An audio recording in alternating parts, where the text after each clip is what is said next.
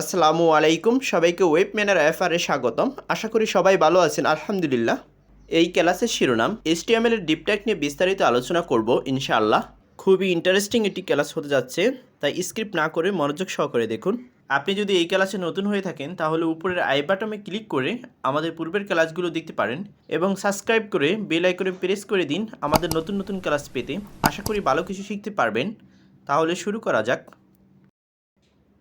First time আমরা এই ক্লাসের জন্য একটি হোল্ডার তৈরি করব। তার জন্য আমরা দিস পিসির মধ্যে ডি ড্রাইভ সিলেক্ট করে ওয়েব ক্লাসের মধ্যে যাব, কারণ আমরা ওয়েব ক্লাসের মধ্যে আমাদের ক্লাসগুলো করে থাকি। ওয়েব ক্লাসের মধ্যে তাই একটি হোল্ডার তৈরি করে নেব। আমি এই হোল্ডারটি একটি নাম দিয়ে দিচ্ছি 26, কারণ আমাদের আজকে ক্লাস নাম্বার 26, তাই আমি এই হোল্ডারটির নাম দিয়ে দিচ্ছি 26 দিয়ে হোল্ডারটি সেভ করব। এই হোল্ডারটির মধ্যে আজকের আমাদের যে HTML ফাইলটি, সেই ফাইলটি তৈরি করব। আমি HTML ফাইলটি তৈরি করে নিচ্ছি। আশা করি আপনি জানেন কি করে HTML ফাইল তৈরি করতে হয়। আর আপনি যদি এই ক্লাসে নতুন হয়ে থাকেন তাহলে আমাদের পূর্বের ক্লাসগুলো দেখলেই বুঝতে পারবেন যে আসলে HTML ফাইল কি করে তৈরি করতে হয়। তো HTML ফাইল তৈরি করার পর ফাইলটিকে ডাবল ক্লিক করে একবার এরকম ব্রাউজারে খুলে নেবেন।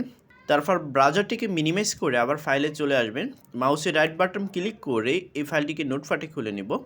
নোটপ্যাডে খুলে যদি এরকম একাধিক ফাইল চলে আসে তাহলে কি করতে হবে সেটা আশা করি আপনারা জানেন। আমি এই ক্লোজ অল বার দিয়েছি, ক্লিক করে দিলে আবার অন্য ফাইলগুলো ডিলিট হয়ে যাবে। এখন আমরা ফার্স্ট টাইম আমাদের যে বেসিক HTML আছে সেই HTMLটা করে নিব। তাই আমি HTMLটা করে নিচ্ছি। এখন আমার HTML বেসিক গঠনটা তৈরি করা শেষ। এখন আজকে যে আমাদের ক্লাসের শিরোনাম ছিল যে ডিপ ট্যাগ, এই ডিপ ট্যাগ নিয়ে আমরা আলোচনা করব। আসলে ডিপ ট্যাগের বৈশিষ্ট্য কী আর ডিপ ট্যাগ দিয়ে কী করা হয়ে থাকে সেই বিষয়টা এখন আমরা স্ক্রিনে দেখব। তার জন্য এখন আমি অ্যাঙ্গেল ব্র্যাকেট ওপেন এবং ক্লোজ করলাম। এই অ্যাঙ্গেল ব্র্যাকেটের মধ্যে আমি ডিপ ট্যাগটি লিখে দিব। আর এই ডিপ ট্যাগটি যেহেতু একটি ফুল ট্যাগ, এই জন্য আমি ডিপ ট্যাগটি অ্যাঙ্গেল ব্র্যাকেট ওপেন এবং ক্লোজ করে তার মধ্যে লিখতেছি। এই ডিপ ট্যাগের মধ্যে আমরা এখন কিছু কন্টেন্ট লিখব। বেসিক্যালি ডিপ ট্যাগের কি বৈশিষ্ট্য সেটাই এখন আমরা এই ক্লাসে জানবো। ডিপ ট্যাগের মূল বৈশিষ্ট্যই হলো যে কোনো কিছুকে ডিভাইড করে রাখা। আপনি যখন কোনো কোড করবেন, একাধিক কোনো কোড করবেন, যেরকম একটা পেজের ভিতরে আপনি একটি টেবিল করতে চাচ্ছেন এবং একটি ইমেজ থাকবে, একটি লিঙ্ক থাকবে, বা একাধিক লিঙ্ক থাকতে পারে, আবার একাধিক ইমেজ থাকতে পারে, আবার বিভিন্ন ইমেজগুলো বিভিন্ন টাইপের হতে পারে, আবার কিছু অনুচ্ছেদ থাকবে, কিছু হেড থাকবে। এরকম যখন আপনি একটা পেজ তৈরি করবেন, সেই পেজের মধ্যে এই যে অংশগুলো, এই অংশগুলোকে যদি আপনি একটু ভাগ করে একটা বক্সের ভিতরে রাখতে চান, যদি মনে হয় যে আপনার এই প্রত্যেকটা বিষয়কে এক একটা বক্সের মধ্যে রাখবেন, বক্সের মতো, যেরকম আমরা বেসিক্যালি কোনো আলমারির ভিতরে যে থাকগুলো থাকে, তো ওইখানে যখন আমরা উপরে থাকে কিছু রাখি, নিচের থাকে কিছু রাখি, আবার বক্সের মধ্যে কিছু রাখি, আবার আমাদের মূল্যবান কোনো জিনিস থাকলে সেটাকে অন্য বক্সের ভিতরে রাখি। এভাবে যখন আমরা বাস্তবিকভাবে কোনো জিনিসকে কোনো আলমারির মধ্যে এরকম বক্স করে সেখানে আলাদা আলাদাভাবে রাখি, ঠিক একইভাবে আমাদের কোডগুলোকেই আমরা এভাবে আলাদা আলাদাভাবে রাখতে পারি। এই জন্য এই ডিপ ট্যাগটি ব্যবহার করা হয়েছে। ডিপ ট্যাগের ফুল ফর্মই হলো ডিভাইডেড করা, আসলে কোনো কিছুকে ডিভাইডেড করে রাখার জন্য। তো আমরা যে কোডগুলো লিখবো সেই কোডগুলো ডিভাইডেড করে লেখার জন্য আমরা এই ডিপ ট্যাগটি আসলে ব্যবহার করা হয়ে থাকে। তো এই ডিপ ট্যাগটি হলো যে আপনি কোন অংশটা কিসের মধ্যে রাখবেন। মনে করেন যে আপনার সেই বাস্তবিক সেই কোনো একটা আলমারির মতন, কোনো একটা বক্সের মতন ডিপ দিয়ে আপনি একটা বক্স বানালেন, বা একটা আপনার আলমারির একটা থাক বানালেন, সেই থাকের মধ্যে আপনি একটা কিছু রাখলেন, আবার অন্য থাকের ভিতরে অন্য একটা কিছু রাখলেন। এইভাবে আপনি একাধিক থাক বানিয়ে সেখানে স্পেশালি সাজিয়ে কোনো কিছু রাখলেন। ঠিক একইভাবে আমাদের কোডগুলোকেও আমরা সাজিয়ে রাখতে পারি।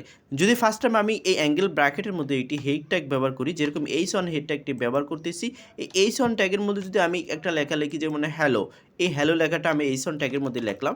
এখন এই হ্যালো লেখাটা, এটা একটা হেড বা শিরোনাম, এটা আমি চাচ্ছি যে একটা বক্সের মধ্যে রাখার জন্য বা একটা থাকের মধ্যে রাখার জন্য। তার জন্য এটাকে একটু ডিভাইডেড করে নিলাম। তো ডিভাইডেড বা ভাগ বা একটা অংশ বোঝানোর জন্য আমরা কি করতে পারি, এই ডিপ ট্যাগটি ব্যবহার করতে পারি। এখন আমি যদি চাই যে আমার নিচে একটি প্যারাগ্রাফ থাকবে, এই প্যারাগ্রাফটা একটা অন্য থাকে থাকবে বা অন্য একটি বক্সে থাকবে, তার জন্য আরেকটা আমি ডিপ তৈরি করব। এই ডিপের মধ্যে আমরা সেই প্যারাগ্রাফটা রাখবো। তার জন্য আমি আরেকবার অ্যাঙ্গেল ব্র্যাকেট ওপেন এবার ক্লোজ করে তার মধ্যে এই ডিপ ট্যাগটি দিয়ে দিলাম। এই ডিপ ট্যাগের মধ্যে আমরা এখন সেই পি ট্যাগটি লিখবো, যে পি ট্যাগের মধ্যে আমরা যেই প্যারাগ্রাফটি লিখতে চাচ্ছি সেই প্যারাগ্রাফটি আমরা এই পি ট্যাগের মধ্যে লিখবো। তার জন্য আমি অ্যাঙ্গেল ব্র্যাকেট ওপেন এবং ক্লোজ করলাম, অ্যাঙ্গেল ব্র্যাকেট ওপেন এবং ক্লোজ করে তার মধ্যে পি ট্যাগটি লিখলাম। এই পি ট্যাগের মধ্যে আমরা কিছু কন্টেন্ট দিয়ে দিব। তাই আমি লরম ইবজামে এখন যাব। তার জন্য আমি লরম ইবজামটা একটু ওপেন করে নিচ্ছি। লরম ইবজাম, আমি লরেম ইবজামে চলে আসলাম। এই লরেম ইবজাম থেকে আসলে কিছু কন্টেন্ট নিয়ে এখন আমরা আমাদের যেই পি ট্যাগটা আছে সেই পি ট্যাগের মধ্যে দিয়ে দিব। এইজন্য আমি কিছু কন্টেন্ট কপি করে নিচ্ছি, কিছু লেখা বা টেক্সট বলতে পারেন আমি কপি করে নিচ্ছি। কপি করে এখন আমাদের যে HTML কোড আছে সেই কোডের মধ্যে দিয়ে দেবো। আমি এখন পি ট্যাগের মধ্যে এই লেখাগুলো আমি পেস্ট করে দিলাম। এই যে লেখাগুলো আমি একটা ডিপের মধ্যে রাখছি বা একটা বক্সের মধ্যে রাখছি বলতে পারেন। তো ডিপ দিয়ে হলো এরকম কোনো কিছুকে আপনি ডিভাইডেড করে দিতে পারেন বা অংশে অংশে ভাগ করে রাখতে পারেন। বা বেসিক্যালি আমরা যেরকমভাবে বাস্তবিকভাবে বলেছিলাম যে কোনো একটা আলমারির মধ্যে অনেকগুলো থাক থাকে, অনেকগুলো বক্স থাকে। তো স্পেশালি আমাদের যে জিনিসগুলো থাকে, কাপড় থাকে এবং ভালো ভালো ড্রেস থাকে এবং বিভিন্ন অর্নামেন্টস থাকে এবং গয়না থাকে, সেগুলোকে আমরা আলাদা আলাদাভাবে খুব সাজিয়ে গুছিয়ে রাখি এবং এক একটা থাকে এক একটা জিনিস রাখি। তো এইভাবে আমরা আমাদের কোডগুলোকে খুব সাজিয়ে রাখতে পারি। তো এক একটা ডিবের মধ্যে যদি আমরা এক এক টাইপের কোড রাখি তাহলে সেটাকে আমরা অংশে অংশে ভাগ করে এভাবে বলে দিতে পারি এই ডিপ ট্যাগের মাধ্যমে। আসলে এটি হলো ডিপ ট্যাগের মূল বৈশিষ্ট্য। যখন আপনি কোনো কিছুকে ডিভাইডেড করে রাখতে চান বা কোনো বক্সের মধ্যে রাখতে চান বা একটা বক্স আকারে রাখতে চান বা আলাদা করতে চান অন্য একটি ট্যাগ থেকে, তখন আপনি এই ডিপ ট্যাগটি ইউজ করতে পারেন। আমি যেরকম এই ডিপ ট্যাগটি এখন ইউজ করছি, আসলে এই ডিপ ট্যাগটির এটি হলো বৈশিষ্ট্যমূল। এখন আমরা এটার একটু সেভ করে আউটপুটটা দেখবো। আসলে আউটপুট দেখলে আমরা যে আগে যেরকম আমরা আউটপুট দেখছি সেরকমই আমরা দেখতে পাবো। দেখতে পাচ্ছি যে এই যে হেড ট্যাগটি আছে, যে এই সন ট্যাগ দিয়ে আমি যেই হ্যালো লিখছি সেই হ্যালো লেখাটি দেখাচ্ছে এবং পি ট্যাগ দিয়ে যে লেখাটা লিখছি সেই লেখাটা আমাকে দেখাচ্ছে। আপনি যদি চান যে আপনি কিছু লিঙ্ক তৈরি করবেন, সেই লিঙ্কগুলো আরেকটি বক্সের মধ্যে রাখবেন, তার জন্য এরকম একটি ডিপ তৈরি করবেন। এখন আমিও চাচ্ছি যে আমি কিছু লিঙ্ক তৈরি করব, সেই লিঙ্কগুলো একটি বক্সের মধ্যে রাখবো বা একটু এইগুলো থেকে ডিভাইডেড করে আলাদা করে রাখতে চাচ্ছি। যার জন্য আমি আরেকটি ডিপ ট্যাগ লিখলাম অ্যাঙ্গেল ব্র্যাকেট ওপেন এবং ক্লোজ করে। এটার মধ্যে আমি কিছু এ ট্যাগ লিখবো, কারণ আমি কিছু লিঙ্ক তৈরি করতে চাচ্ছি, এই জন্য আমি এ ট্যাগগুলো লিখে দিলাম। এখন অ্যাঙ্গেল ব্র্যাকেট ওপেন এবং ক্লোজ করে তার মধ্যে এ ট্যাগটি লিখছি। এ ট্যাগের মধ্যে অবশ্যই আমাকে এইচআরইএফ দিতে হবে, তাহলে আমার একটা লিঙ্ক হিসাবে শো করবে, না হলে করবে না। এখন আমি এটার ভিতরে হ্যালো লিখে দিলাম। এই হ্যালো লেখাটাকে আমি অনেকবার ডুপ্লিকেট করে নিলাম যাতে করে আমাকে অনেকগুলো লিঙ্ক দেখায়।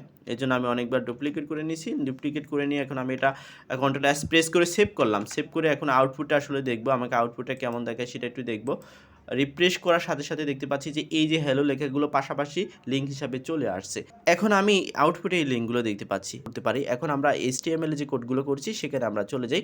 এখানে আমরা দেখতে পাচ্ছি যে ফার্স্ট যে ডিপ ট্যাগটি লিখেছি সেটার মধ্যে আমরা এইচ1 ট্যাগটি লিখেছি। তারপর সেকেন্ড টাইম যে ডিপ ট্যাগটি করছি তার মধ্যে আমরা পি ট্যাগটি লিখেছি এবং তৃতীয় নাম্বার যে ডিপ ট্যাগটি করেছি তার মধ্যে আমরা কিছু লিঙ্ক লিখেছি। এইভাবে আমরা ডিপ ট্যাগ দিয়ে বা ডিপ দিয়ে আমরা এইভাবে বক্স করে করে বা আলাদা আলাদা করে কোডগুলো করতে পারি এবং এই ডিপ ট্যাগ নিয়ে আমরা আরও বিস্তারিত জানবো ইনশাল্লাহ। এই ডিপ ট্যাগের মধ্যে ক্লাস হয়ে থাকে, কীভাবে আইডি দিয়ে থাকে, সেই বিষয়গুলো আমরা সিএসএসে জানবো। সিএসএসে যখন আমরা সিএসএস করবো তখন আমরা এই ডিপ ট্যাগটা আমার খুবই ইউজফুল হবে। এই ডিপ ট্যাগ দিয়েই আমরা তখন এই কন্টেন্টগুলোকে আলাদা করে ধরতে পারবো এবং সিএসএস প্রয়োগ করতে পারবো। এই জন্য HTML এর জন্য ডিপ ট্যাগটা খুবই ইম্পর্টেন্ট, কারণ যখন আপনি ডিপের মধ্যে কোনো ট্যাগকে সুন্দরভাবে সাজিয়ে রাখবেন, যত সুন্দরভাবে সাজাতে পারবেন ততটাই আপনার সিএসএস প্রয়োগ করতে খুবই সহজ হবে। এলোমেলোভাবে আপনি ট্যাগগুলো রাখেন তাহলে সিএসএস প্রয়োগ করতে অনেক প্রবলেম ফেস করতে হবে। তাই এই ডিপ ট্যাগটি ইউজ করে আপনি ডিভাইডেড করে করে অংশে অংশে সেভাবে ধরে ধরে সিএসএস প্রয়োগ করতে পারবেন। এই জন্য ডিপ ট্যাগটি খুবই ইউজফুল এবং খুবই ইম্পর্টেন্ট। আশা করি বুঝতে পারছেন যে ডিপ ট্যাগের বৈশিষ্ট্য কী। আসলে এটি হলো যে মূলত ডিপ ট্যাগের বৈশিষ্ট্য। যদি আমরা কোনো ট্যাগকে আলাদাভাবে বা কোনো বক্সের মধ্যে রাখতে চাই বা আলাদা বোঝাতে চাই তখন আমরা এই ডিপ ট্যাগটি ইউজ করব। নেক্সট ক্লাসে আমরা আরও কিছু বিষয় জানবো ইনশাল্লাহ।